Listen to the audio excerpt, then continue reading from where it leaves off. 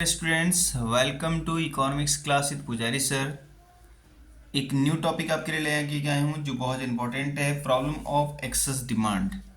अगर डिमांड बढ़ती है तो उस कंडीशन में हम क्या करते हैं, ठीक है।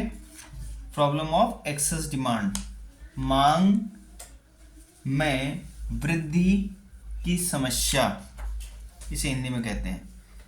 टॉपिक का नाम है प्रॉब्लम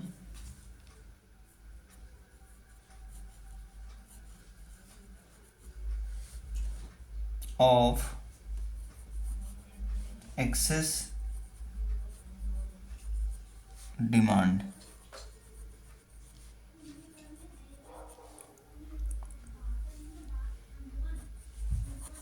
ठीक है, इसे हम क्या कहते हैं, मांग में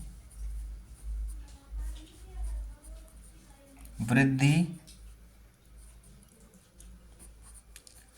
की समस्या। ओके, मोस्ट इंपॉर्टेंट टॉपिक है, इसको आप माइंड में सेट कर लो कि इसमें से क्वेश्चन पूछा जाएगा। एक्सेस डिमांड और डिफिशिएंट डिमांड, इन दोनों में से क्वेश्चन बनेगा, चाहे कैसे ही बन के आए, डेफिनेटली बनेगा 110%। ओके, मोस्ट इंपॉर्टेंट टॉपिक है। सो सेम एज पहले मैं आपको बताता हूँ कि इसकी डेफिनेशन में है क्या आखिर में, मीन्स इसमें इस टॉपिक की मीनिंग क्या है। Demand is said to be excess, excess means क्या था, बढ़ना। When it's more than what is require for their fuller utilisation of need, resources और नीड। मीन्स अगर हमारी क्या डिमांड है या हमारी क्या रिक्वायरमेंट है मार्केट की, उसको यूज करने के लिए, उस डिमांड को कंप्लीट करने हम क्या करते हैं, अपने रिसोर्सेज को फुल्ली यूटिलाइज करते हैं। मीन्स हमारे पास अगर 10 पीस बनाने के लिए मटेरियल है, रॉ मटेरियल है, तो हम 10 पीस बनाने के लिए ही उस रॉ मटेरियल को यूज कर लेंगे वन टाइम में, चाहे फ्यूचर की जनरेशन के लिए हमारे पास अवेलेबल हो या नहीं हो। फिर हम उसे क्या करते हैं, जनरेट करते हैं। सो किन्स ने कहा कि जो एक्सेस डिमांड है ये कब मोर होती है, जब when it is more than AS, जब एग्रीगेट सप्लाई से ये ज्यादा हो। सो उस केस को हम कहते हैं full employment in the economy, right. अब पहले मैं आपको इसका डायग्राम बना के दिखाता हूँ कि इसका डायग्राम कैसा होता है। Look very carefully. देखो, सबसे पहले हम क्या बनाते हैं, एक्स एक्सिस में हम शो करते हैं आपकी इनकम, एक्स एक्सिस में हम शो करते हैं इनकम,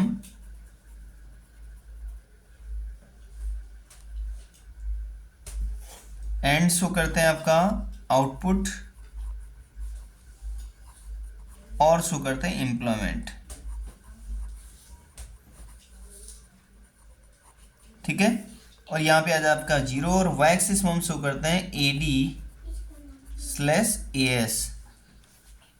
ठीक है, क्या शो करते हैं, AD/AS। ओके, अब देखो, सबसे पहले हम क्या करते हैं, एग्रीगेट सप्लाई वाली लाइन को बनाते हैं जिसे हम कहते हैं AS लाइन। ये क्या जाती है, 45 डिग्री का एंगल बनाते हुए। क्या लाइन कहते हैं इसे हम, एग्रीगेट सप्लाई स्लैश इनकम। ठीक है, ये एवरी कंडीशन में 45 डिग्री का एंगल बनाती है। क्यों बनाती है, देखो स्कूल में बताता हूँ आपको। इसका मीन्स है जो एग्रीगेट सप्लाई की वैल्यू आती है वो same as same as income होती है। मीन्स जिस इनकम से हम एएस निकालते हैं, ठीक है, तो उसी एएस की वैल्यू सेम एज इनकम होती है। अब देन हम क्या शो कर रहे हैं, प्रॉब्लम ऑफ एक्सेस डिमांड। सो हम पहले क्या करेंगे, इक्विलिब्रियम वाले केस बनाएंगे। ये हमारी इक्विलिब्रियम वाली केस हो गई। मीन्स इसे हम कहते हैं फुल एम्प्लॉयमेंट वाली कंडीशन। मीन्स जहाँ पे एडी हम शो करते हैं इसे कहते हैं हम full employment, right. And then इसके बाद हम एक्सेस डिमांड को रिप्रेजेंट कर रहे हैं। एक्सेस डिमांड मीन्स क्या, डिमांड इंक्रीज हो रही है, एडी से AD1 में पहुंच रही है। ठीक है, सो हम इसको हम शो करते हैं डॉट लाइन से। इसे हम कहेंगे AD1, और इसको हम क्या कहते हैं, प्लान्ड AD।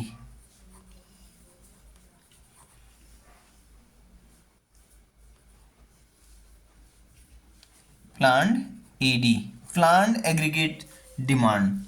अब इस प्लान्ड एग्रीगेट डिमांड में भी इक्विलिब्रियम वाला कंडीशन आती है, इसे हम कहते हैं E1, सॉरी इसे हम कहते हैं E और इसे हम कहते हैं E1 या E डैश से कह दो, कुछ भी कह दो, मीन्स E से रिप्रेजेंट करना होता है।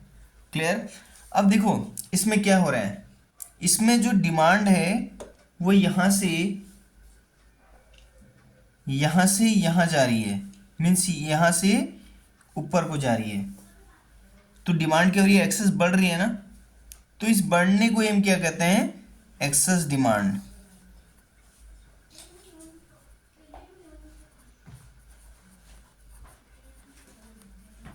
एक्सेस डिमांड इसे हम कहते हैं, राइट।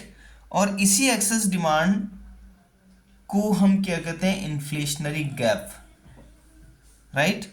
सो ये आपका डायग्राम है जो एक्सेस डिमांड को रिप्रेजेंट करता है। Clear, okay. नाउ अब हम पढ़ते हैं इसके कॉजेज, कि इसके कॉजेज क्या क्या हैं।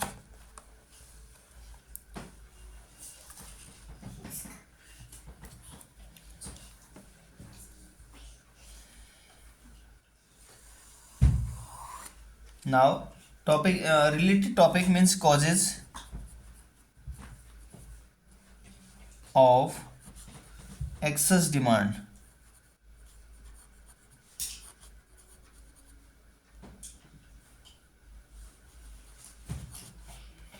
causes of excess demand, causes of excess demand का मीन्स क्या है, मांग में वृद्धि के कारण, इसे हिंदी में क्या कहेंगे, मांग में वृद्धि के कारण का कारण। अब देखो एक्सेस डिमांड होने की कुछ रीजन्स होते हैं, मीन्स किस रीजन से एक्सेस डिमांड हो रही है, डिमांड बढ़ रही है। ओके, फर्स्ट इसमें आता है आपका increase in private consumption expenditure,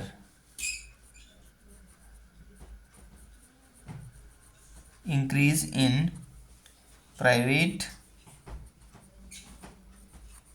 consumption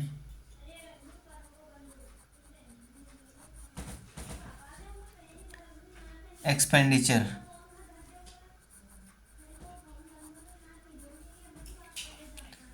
अब इंक्रीज इन कंजप्शन एक्सपेंडिचर का मतलब क्या है, निजी उपभोग में वृद्धि। क्या, निजी उपभोग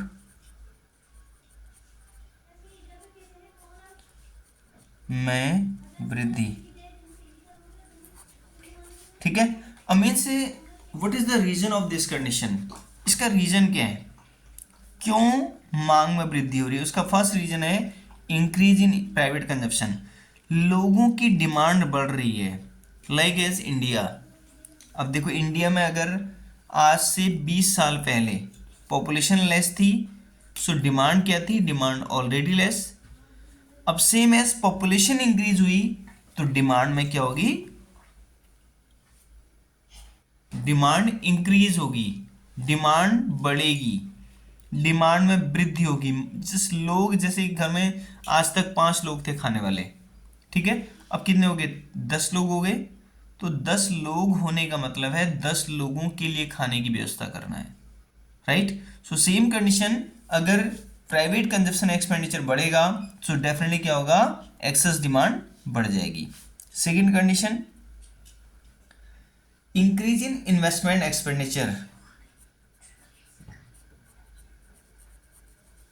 increase in investment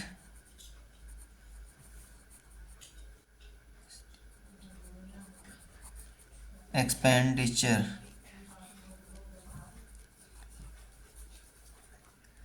increase in consumption expenditure का मतलब है निवेश में वृद्धि या निवेश व्यय में वृद्धि भी इसे कहेंगे। मीन्स प्रेजेंट टाइम में जैसे like as many number of businessman are set up their business, आज बहुत सारे लोग अपने बिजनेस को सेटअप करना चाह रहे हैं। उसका रीजन क्या है भाई, उसका रीजन सिंगल है, they have money and they are going to invest. आज अगर मार्केट में आप टॉफ़ी परचेज करने जाते हो तो कितने टाइप्स ऑफ टॉफ़ी आपको मिलते हैं, मैनी टाइप्स ऑफ टॉफ़ी मिलते हैं। रीजन रीजन ये है कि अगर सेम टॉफी बनाएंगे तो बना नहीं सकते, और थोड़ा सा फ्लेवर चेंज करके बना रहे हैं. So that's mean they have amount of money, they change the taste and preference of the consumer. वो कंज्यूमर की टेस्ट एंड प्रेफरेंस को क्या कर रहे हैं, चेंज कर रहे हैं. और टाइप्स ऑफ टॉफीज अवेलेबल है, टाइप्स ऑफ चॉकलेट्स अवेलेबल है, टाइप्स ऑफ बिस्किट अवेलेबल है, टाइप्स ऑफ राइस अवेलेबल है, टाइप्स ऑफ प्रोडक्ट अवेलेबल है इन द मार्केट. रीजन क्या है, इंक्रीज हो रहा है इन्वेस्टमेंट एक्सपेंडिचर. लोगों ने बहुत सारे मनी को इन्वेस्ट किया है मार्केट में. अब देखो जिसके पास पैसे होंगे तो इन्वेस्ट करेगा, मोटिव क्या है, मनी क्रिएशन करना, मनी कमाना, पैसे कमाना, राइट. सो इस कंडीशन में जो डिमांड है वो बढ़ रही है, क्योंकि लोगों के पास टाइप्स ऑफ प्रोडक्ट अवेलेबल है मार्केट में. अब टाइप्स ऑफ प्रोडक्ट हैं तो देख के तो भाई लेगा ही लेगा आदमी, ठीक है. सो कहीं ना कहीं इंक्रीज इन इन्वेस्टमेंट की रीजन से भी एक्सेस डिमांड बढ़ रही है, क्योंकि पहले के लोगों के पास कुछ मिलता नहीं था तो लोग परचेज नहीं करते थे. आज मार्केट में अवेलेबल है तो लोग परचेज भी करते हैं, और प्लस उसके लिए हार्ड वर्क भी करते हैं. Okay, now next one is increase in government expenditure. Increase in government expenditure. Government expenditure में वृद्धि होना, ठीक है. मीन्स गवर्नमेंट भी क्या कर रही है, एक्सपेंडिचर में अमाउंट बढ़ा रही है. सरकारी व्यय में वृद्धि.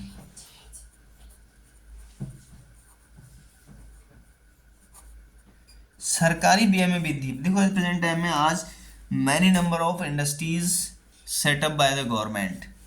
गवर्नमेंट बहुत सारे अमाउंट ऑफ लोन उन्हें दे रही है, बहुत सारे अमाउंट ऑफ लैंड उन्हें दे रही है, इंडस्ट्रियल एरियाज़ को सेटअप कर रही है, इंडस्ट्रियल एरियाज़ के लिए लाइसेंसिंग सिस्टम बना रही है, और लाइसेंसिंग सिस्टम बनाने के साथ साथ उन्हें बहुत सारे बेनिफिट दे रही है, ठीक है.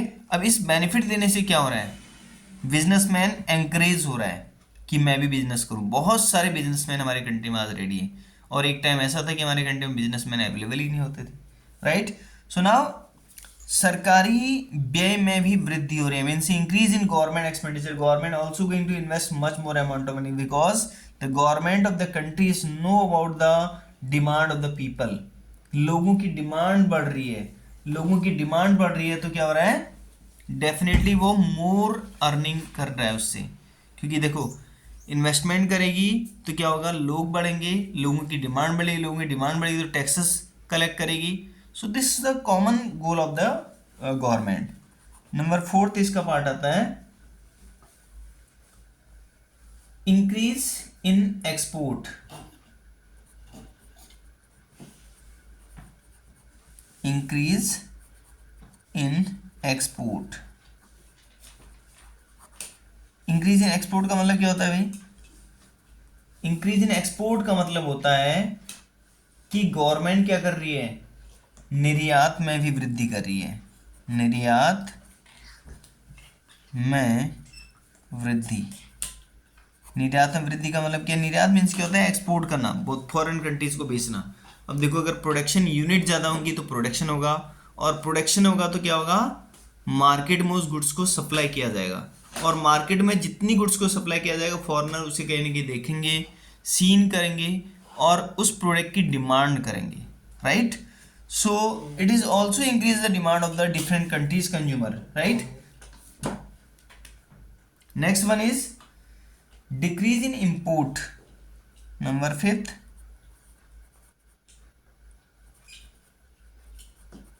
Decrease in import. Decrease in import का मतलब क्या है, आयात में कमी. आयात में कमी, राइट. मीन्स गवर्नमेंट क्या कर रही है, गवर्नमेंट मोर इंपोर्ट करने के बजाय क्या कर रही है, डिक्रीज करे, because the government is able to produce from their country. Government अपनी कंट्री से प्रोडक्शन कर रही है, राइट. सो इस कंडीशन में क्या हो रहा है, means we import less amount of goods, right. Next one, last one is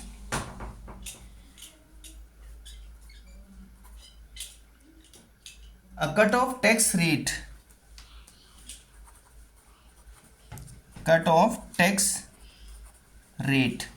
अब देखो गवर्नमेंट क्या करती है, गवर्नमेंट टैक्स रेट को डिक्रीज करती है जब फॉरेन कंट्रीज से या नेशनल लेवल पे डिमांड इंक्रीज होती है। सो इससे क्या होता है, जब टैक्स रेट डिक्रीज होगा तो डेफिनेटली क्या होगी, डिमांड बढ़ेगी, right. So these are the causes of excess demand. So please understand this topic and you have any query you ask me. Okay, now thank you, take care.